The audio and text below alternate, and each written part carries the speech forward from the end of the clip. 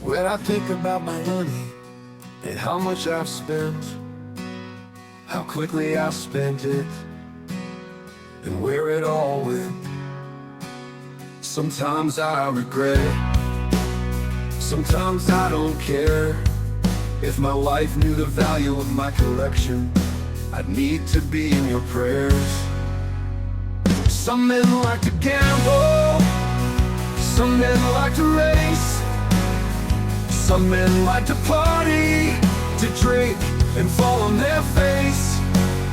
But I've been collecting knives since the time before my space. Some are fixed blades and I have many that fold. Some go down in value and some appreciate like gold. There's a feeling inside, a hole in my soul. If there isn't a new knife on its way to my home, order a full custom, get on a wait list. Hey guys, welcome back to the channel. My name is Jim, and I'd like to discuss with you today a new offering from Ketuo Knife called the Yakuza. Now these are $295, and I think it's worth getting into to see where all that money goes. First, we'll start with the packaging. You get this open and you have your COA card, which is going to give you most of the big information, the model name, the designer, the blade steel, the finish, the materials that are being used, all that kind of good stuff. And on the back is a digital rendering of the knife. I like this new packaging. I like the idea that they're starting to do this. This is really, really cool. Now, moving on, you get your microfiber cleaning cloth, and then inside is the reason why we're all here. That bad boy right there. That is 7.68 inches of total badassery. Now, the claimed design aesthetic is to emulate the feel of a snub-nose .38 caliber revolver. Now, I don't really see or feel that myself at all, but it does have a bold thickness and chunkiness to it that feels more revolver-like in a world of super slim, subcompact autos that we're used to these days. Absolutely. It's beefy and it's chunky, but it's not overbearingly so. As soon as I picked this up, I realized that I liked this a lot because it does have this heft to it, this thickness, this girth, this height that really makes it feel really substantial and really, really tough. Now, the best part for most people is going to be what I just did there. The multiple methods of deployment. You've got open blade windows here, so you can flick it however you want. You can flick it with your thumb. You can slow roll it with your thumb. You can flick it with your finger. And you have these barely visible thumb studs. These wonderfully milled stepped thumb studs right here that just disappear into the design that you can flick off of as well. And then, of course, you have the front flipper tang. So you have all of these different methods.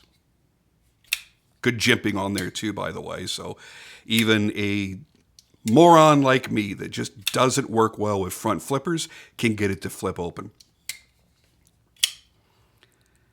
All the methods work equally well. I think that as far as getting this knife open, you're going to enjoy it. It's a good fidgety knife. The action is, as you would expect from Ketuo, silky smooth on ceramic bearings. Same for the closing. It is just wonderfully smooth. A nice, slow, controlled, smooth drop shut. Now, for me, one of the most exciting parts is the copper-infused carbon that they've used for the scales on the front and the back, because this is a bolster lock, so you have a scale on the back as well. This is some of the best finishing I have ever seen on this material. Most brands or most custom makers will fully polish them. And while that is nice, it doesn't let the material scintillate like it should. They've done it right here. So what you've got is a mostly matte finish. And then they've gone over it with a higher grit something, whether it be Scotch-Brite or something. And what that does is it allows the main portions of the carbon to remain in a flat matte finish. And then only the copper and the highest level, surface level of the carbon gets polished a little bit.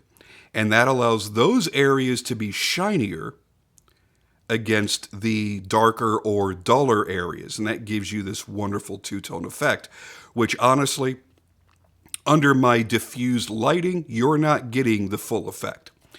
When you go out into the sunlight with this, these scales just pop and scintillate like you can't even imagine. But it doesn't end there. That 3.31 inch M390 blade also has an amazing finish. Now, this is their pearlescent finish.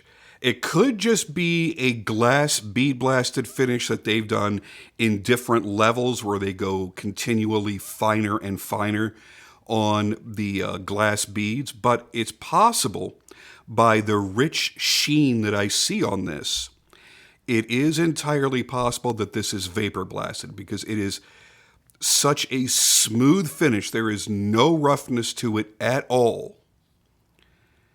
Very low reflectivity, but a beautiful sheen to it. And in natural lighting out in the sunlight, it picks up these almost rainbow hues that dances across the finish. And it's quite honestly pretty damn amazing. Now, that finish is followed through into all of the titanium components as well. And that encompasses the bolsters, the pivot ring, the pivot itself, the entire frame, the bolster lock, the pocket clip, the back spacer, and the filler tab for the reversible pocket clip. So what you've got is a pocket clip that you can very simply unscrew from here.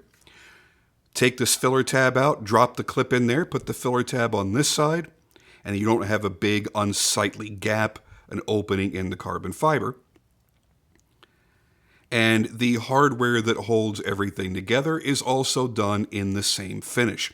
Another thing I want you to note so that you see the amount of detail that has gone into this is the convex curve that's on the pocket clip. You've got a very slightly, and I mean slightly contoured frame here. And they've done the same thing on the pocket clip. Very few brands do this. This is something that I look for because I really appreciate it, and it's so rarely ever done. And I've done this on a couple of designs that I've had manufactured in my production knives as well. And it's something that I truly enjoy because there's something about everybody that has a nitpick about a knife, about the way that it feels in the hand. It's almost always going to come down to the pocket clip. If it's a hot spot, if when you're squeezing that knife, if you can really feel it. And if you have gently contoured it and you've done it the right way, it's much less likely that you're even going to feel that pocket clip in the hand. They've done an amazing job. Now, they do say that there is a special coating that they put over the materials that they're blasting. It's called TIC coating, which I'm assuming is some sort of titanium coating. And I would absolutely believe that because, again, that finish is unique. It's got a beautiful sheen to it that just doesn't look like it's been simply bead blasted. It definitely has that upper end, higher end feel to it. Let's go ahead and talk about the specs on this. And here's a good example, by the way. The watch I'm wearing right now is all titanium. And you can see that there is a dramatic difference between the finish on my titanium watch and the titanium portions, or even the steel portions on this knife, because they're both blasted, right? But here you've got this sheen that I wish I was out in the sunlight, because the sunlight would show you the colors that come out of this. They're not distracting or crazy in any way, but they look really, really good. Just a very mild sparkling effect. And a simple matte finish, bead blasted titanium would not give you that same effect. So anyway, back on the wrist. Let's talk about those specs. So, overall length is 7.68 inches. The blade length of 3.31 inches. Your blade material, once again, is M390. Everything else on this knife is 6AL4V titanium, and overlaying that will be the copper foil carbon fiber. Your bearings and the pivot, your detent, all ceramic. This is a true bolster lock. And a bolster lock, if you're a little bit newer to knives, keep in mind that it's the same exact thing as a frame lock, except you have a scale covering at least 2/3, in this case 3/4, of that lock, so it's only a little bit exposed, and the scale will actually prevent the lock from being overextended. And by nature, when the lock is engaged, because remember the lock moves to the right, when it engages the blade, it's going to leave that little gap right there, and that is closed up when you push the lock back over. So this is a true bolster lock. The weight on this is 4.74 ounces, and it was designed by a gentleman named Felix, and I'm going to butcher this, and I apologize to Felix in advance. Felix Daneshwara, I think that's how it's pronounced. I'll type it out here on the screen so you can see it, and perhaps if your tongue isn't quite as horribly American as mine, you can pronounce it better than I did. Now, I have only one real criticism of this knife, and as you can see, it ain't the action, man. Oh, that action is sweet. Ketuo does such an amazing job on their details. They always nail the machining, very clean, well done machining, very intricate machining. They always nail their actions. They put great edges on their knives, but I wish they had left a little bit more room right in here to access the lock. And I also wish there was a texture inside of there. I have to really focus to make sure my thumb gets in there and stays put on the lock while I disengage it. Now, it works totally fine, but I feel like I could easily slip off the lock or miss it entirely. And maybe one more little niggle. They had room in the handle to make the blade a little bit longer. Now, that's not that big of a deal, and most people would never even notice it, but it would have added a little more visual balance when the knife is open to have a slightly longer blade. But then again, if the design concept behind this was to give you the look or feel to go along with a 38 snub nose, then maybe having a shorter, truncated blade was the best way to go anyway. So I'm just saying that they did have the room. They could have gone just that tiny little bit extra longer, and it would have been just fine. I think it looks fantastic. It kind of does have kind of like a pit bull look to it. The way they've done this Tanto tip, it looks really, really good. It looks mean. It looks very, very tough. And overall, if you like a somewhat thicker, beefier knife, but you don't want to get into a big overbuilt knife because you think that that's all played out and it can be cumbersome and they don't cut very well, then this is going to be an excellent option for you. It's nice and beefy and chunky and substantial feeling in the hand. It's got a good degree of weight to it without being, I don't know, a pocket anchor. and it doesn't look silly. It's not overdone to the point where you're like, oh, come on. And you all know that there are plenty of knives out there like that. And sometimes we're in the mood for that, and there's nothing wrong with it. And sometimes we're just not. This carries and uses much more like a standard everyday EDC knife, except it just has a little more beefiness to it. And I think looking at the pivot there gives you a good idea of what you have in store for you as far as how beefy this knife really is. Because look at the size of that pivot with that pivot collar. They're really accentuating the fact that this is meant to be a tough, hard use knife. It may not look like a knife that you want to hard use because you're looking at it going, the materials and the finishes are so beautiful. I don't want to scratch it up and bang it up. But for those of us that really do pocket every knife that we own, and when the time comes, it's called upon to actually cut stuff, you're really, really going to enjoy having it because it does everything. It'll be a nice conversation piece with some definite beauty to it.